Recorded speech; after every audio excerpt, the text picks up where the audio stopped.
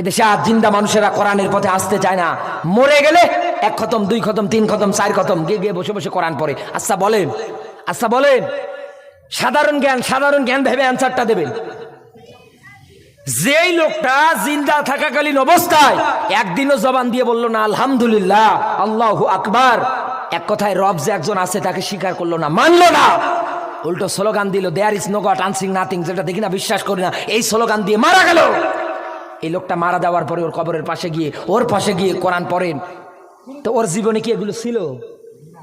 যেখানে আরো একটা মাইর কম দেওয়ার কথা ফেরেশতাদের, আরো উল্টো ডাবল মারবে। আপনার আমল নেই জীবনে, ফেরেশতারা বলবে ওই এগুলো তো জীবনে ছিল।